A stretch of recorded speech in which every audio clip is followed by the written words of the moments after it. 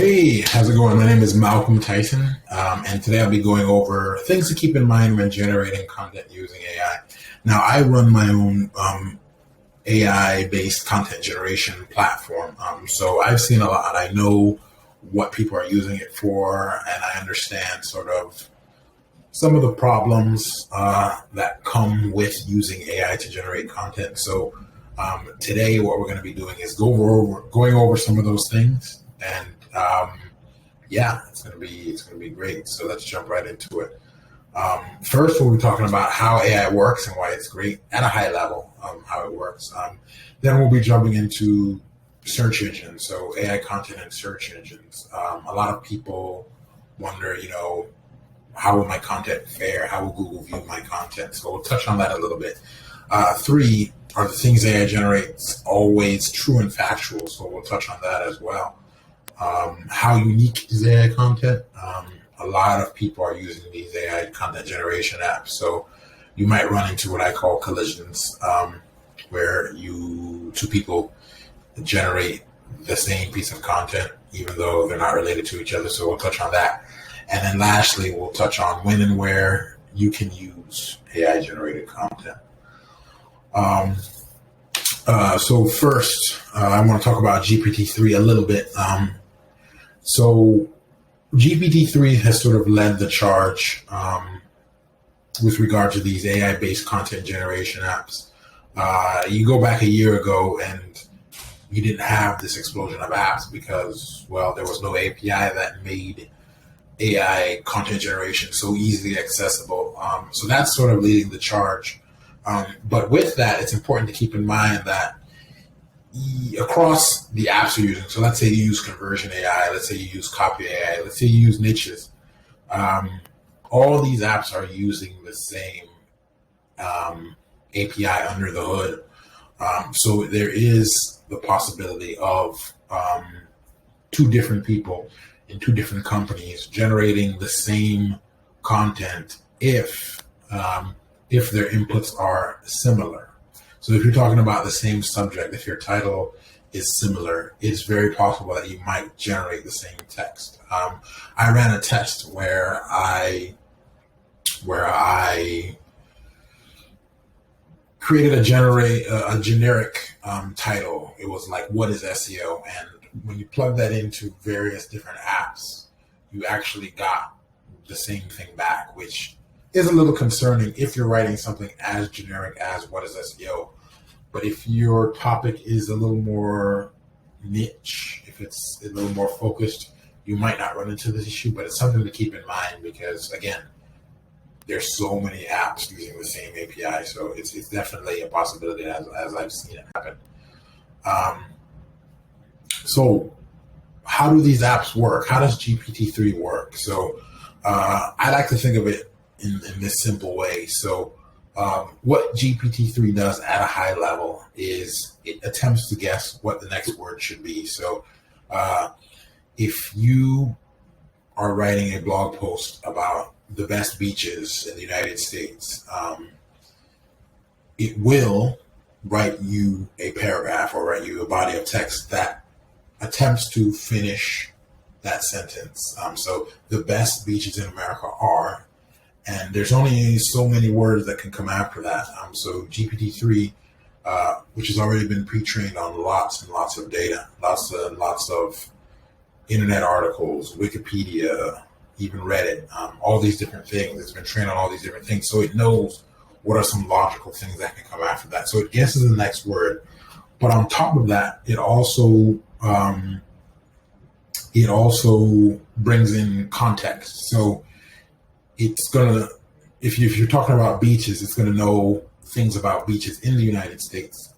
So it's gonna complete that sentence in a way that's relevant to the topic you're discussing.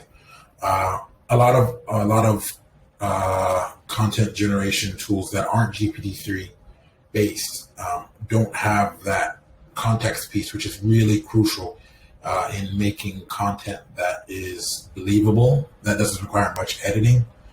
So that's why I believe with regard to AI-based text generators, that GPT-3 is the best when it comes to generating text on the fly. So yeah, that's how it works at a high level. Now search engines. Again, this is a touchy topic because Google hasn't come out and said, this is what we think about content generated using AI. But typically they don't look at automated content in a positive light. But at the same time, this content does look like it was written by a human. So for now, I think everyone's okay. As far as people, my customers are concerned, there's many people who are already ranking on the first page with content that they got from GPT-3. Now, it's important that you sort of make that content your own because, like I mentioned before, it's possible to get the same content across different apps if you use certain inputs. So keep in mind that that is possible. So you're going to want to use plagiarism checkers. You're going to want to use, you just want to use discretion when you get text back from these tools because, again, you can get it from you can get that content from other apps as well if the inputs are just right. Another thing to keep in mind as it pertains to search engines are the presence of AI generated content can be detected. There are tools that sort of reverse engineer GPT-2. It's been done for GPT-2 content, and what it actually will do is you plug in text into this tool and it will tell you what's the likelihood that this was generated using GPT-2 or GPT-3, and it will come back with a score.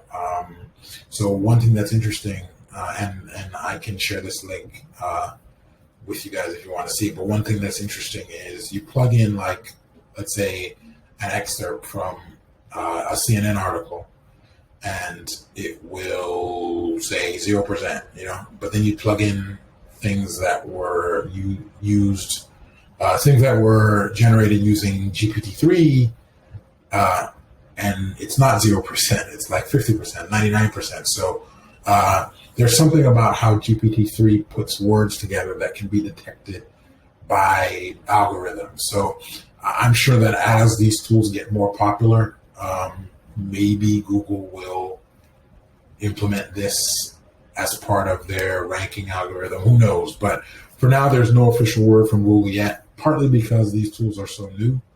But that is something to keep in mind as you sort of use these tools and add them to your workflow. Just know that they should be used as assistants and not as the core piece of your content. Another thing to consider as well is everything that you get back fact? And the answer to that is no. So you should proceed with caution. Everything that the tools generate aren't 100% factual. And I have an example to go with that. So going back to an article that I wrote using the GPT-3 API, was an article about something that it knows nothing about, which is things that are happening now. So if you talk about COVID, if you talk about a car that was created in 2021, this year, it's not going to know about it because its training ended in October 2019. So current events, you're not going to know anything about. Products that exist today, not going to know anything about. So what it's actually going to do is it's going to make up things based on what it was trained on before. So one of the things to keep in mind is whenever you see numbers. So when you see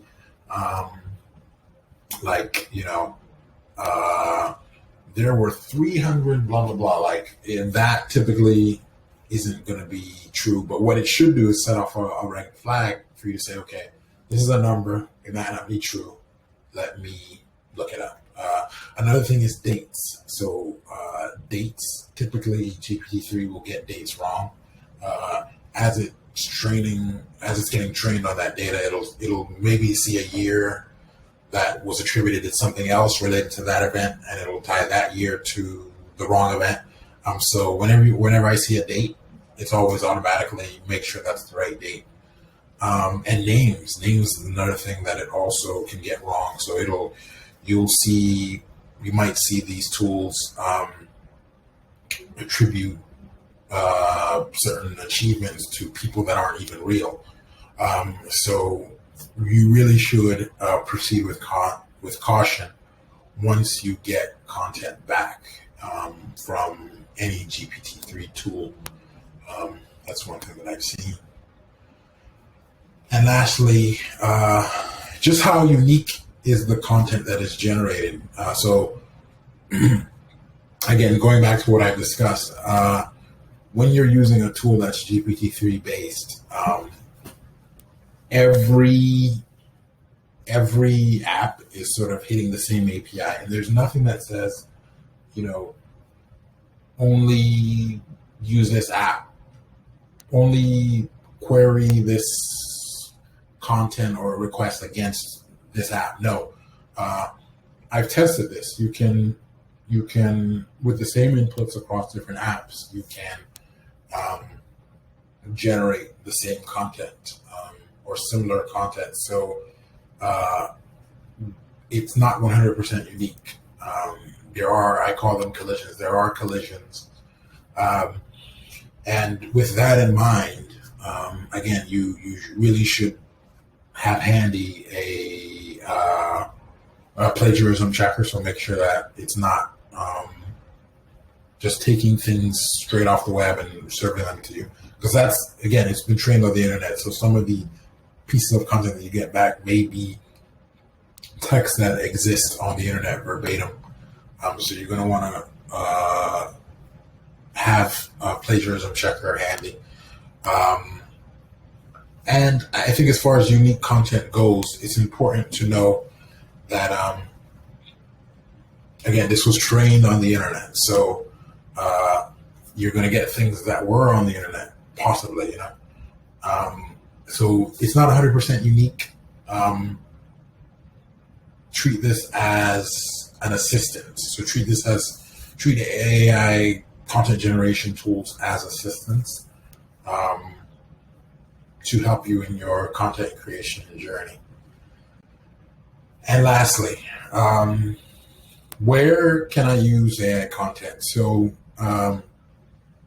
you can use it anywhere where text or reading text is sort of something that you want to do. So a lot of people use them for blogs. On niches, that's probably the most popular tool is, blog intros, blog outlines, blog title ideas.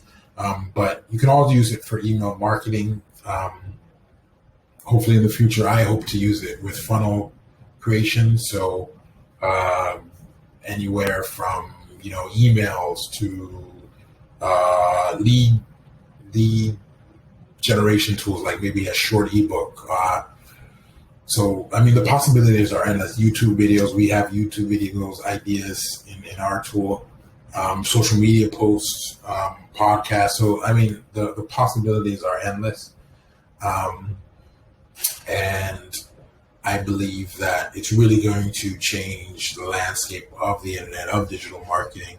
But I think it's very important that people keep in mind sort of the caveats or the gotchas when using AI content, because I believe that there's sort of this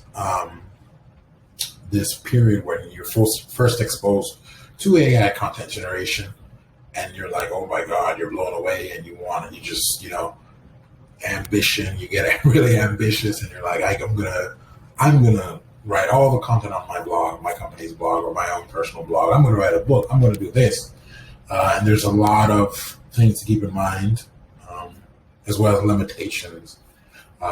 So yeah, the possibilities are endless there. So thanks for listening. I'll be available for questions. And yeah, so AI is the future, but keep everything that I said in mind. All right. Thank you.